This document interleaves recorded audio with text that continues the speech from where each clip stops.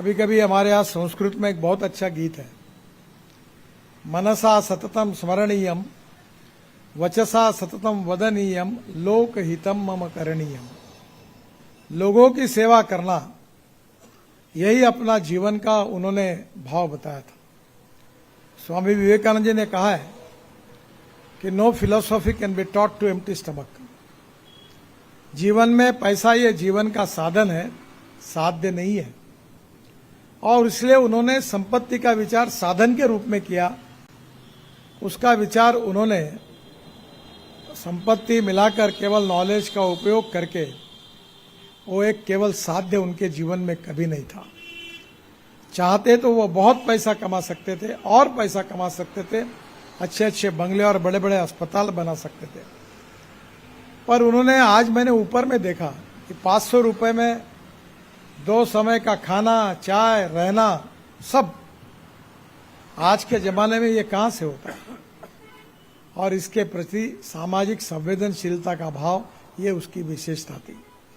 Knowledge with social consciousness, knowledge with social sensitiveness, knowledge for poor, ये जो भावना उनके मन में थी कि ज्ञान का उपयोग दरिद्र नारायण के लिए, उसकी व्याधि को मुक्त करने के लिए हमें करना है, ये भाव उनके व्यक्तित्व की अलग विशेषता थी।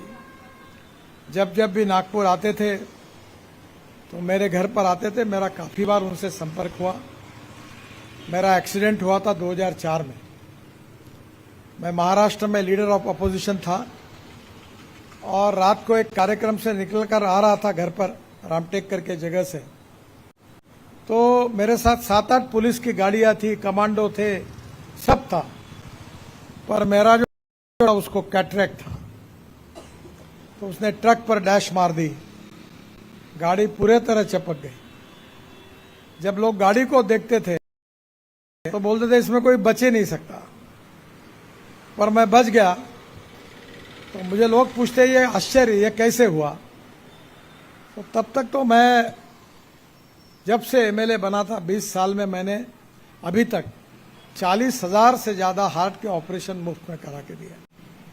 और मैं नियमित रूप से सेवा का काम करता हूं, राजनीति लगभग नहीं करता हूं। और मैंने लोगों को कहा कि अब तुम्हारे पास मैं पोस्टर बैनर लगा के आऊंगा भी नहीं। पूरे तरह भी 7 एम्बुलेंस, बड़ी बड़ी गाड़ियां हैं, और वहां से पैर भी लग सकता है, कानों का मशीन भी मिलता है, आंखें भी है, दांत की भी ट्रीटमेंट होती है। हजारों लोगों को फायदा मिलता है। अब मैं एक डायग्नोसिस सेंटर खोल रहा हूं, जहां एमआरआई 800 रुपए में होगा और सीटी स्कैन 600 रुपए में होगा, और पैथोलॉजी लेबोरेटरी के रिपोर्ट वर्ल्ड स्टैंडर्ड की इंस्टीट्यूट बना रहा हूं। जो 12,000 रुपए लगते हैं वो 200 में होगा, डायलिसिस 300 रुपए में होगा।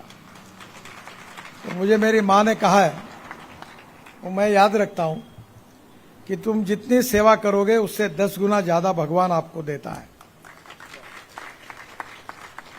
पैसा शायद गोवर्धन लाल जी को कम मिला होगा, पर दुआएं उससे कई गुना ज्यादा मिली। यही उनके जीवन की विशेषता थी।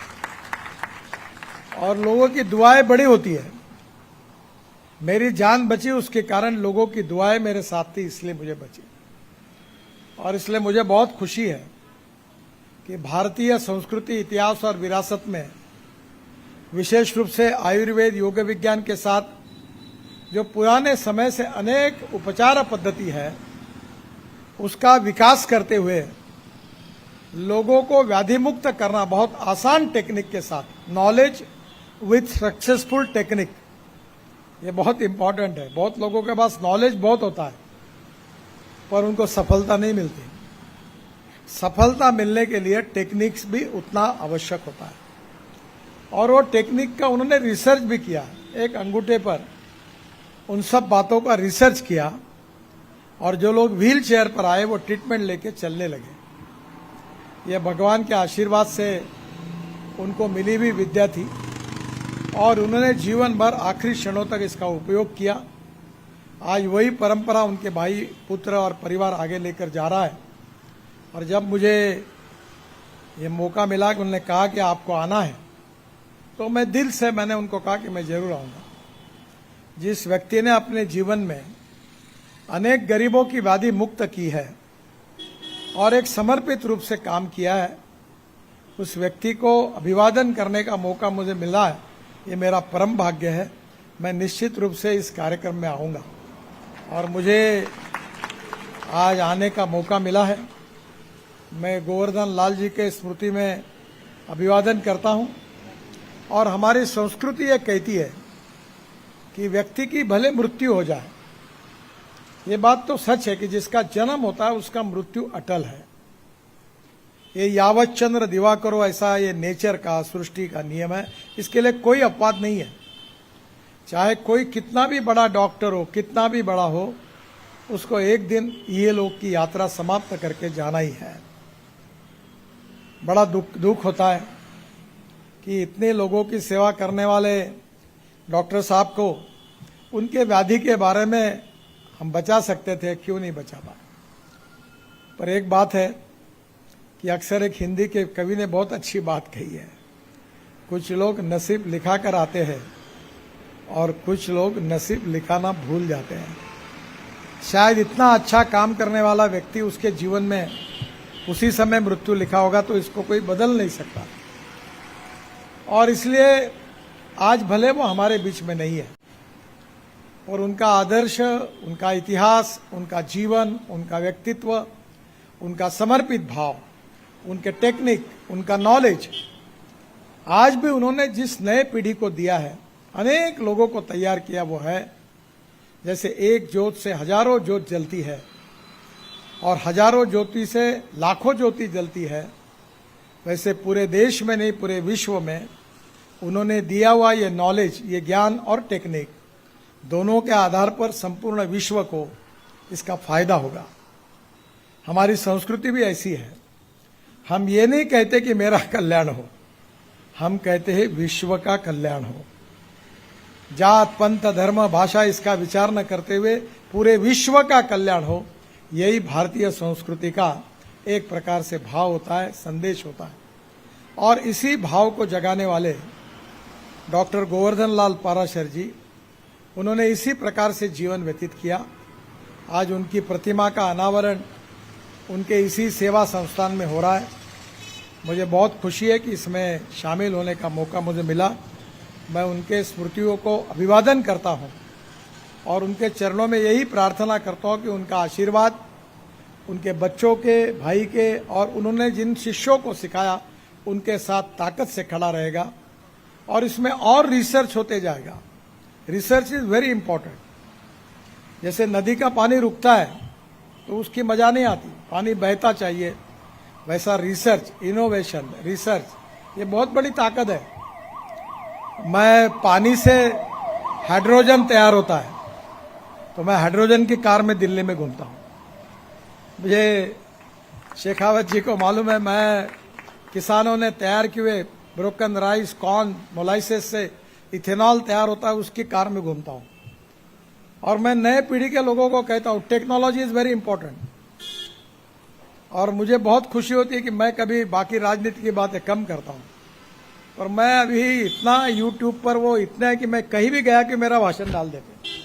अब मुझे 3 लाख रुपए महीना यूट्यूब से मिलता है, क्योंकि मैं बात टेक्नोलॉजी की करता हूँ।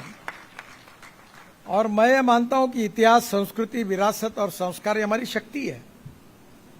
हमारी वीरों की भूमि है, संतों की भूमि है, साहित्य, संस्कृति और कला की भूमि है। पर उसके साथ साथ ज्ञान, विज्ञान और तंत्र विज्ञान, इनोवेशन, टेक्नोलॉजी एंड टेक्निक, दोनों का उपयोग करके ज्ञान को प्रगल्भ करना, गुणात्मक परिवर्तन करना, ये समय की भी आवश्यकता होती है और विश्व की भी आवश्यकता होती है और भारत के हमारे सब लोगों की भी आवश्यकता होती है।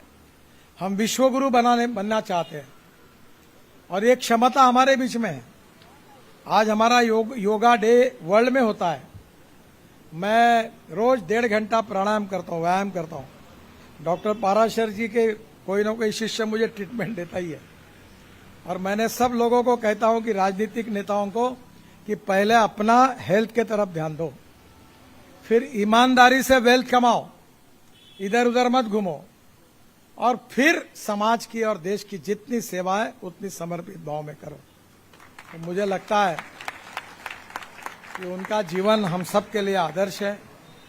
उनको फिर से एक बार उनके स्मृति को अभिवादन करता हूं और उनके परिवार को, उनके शिष्यों को उनके आशीर्वाद से ये ताकत मिले कि पूरे विश्व में एस्ट्रोपैथी जाए और उसकी लोकप्रियता मिले, जिसके साथ साथ डॉक्टर गोवर्धन लाल पाराशर का भी नाम विश्व के कोने कोने तक पहुंचे। यही बात वो करके दिखाएंगे। इस विश्वास के साथ मैं अपनी बात को समाप्त करता हूं। धन्यवाद।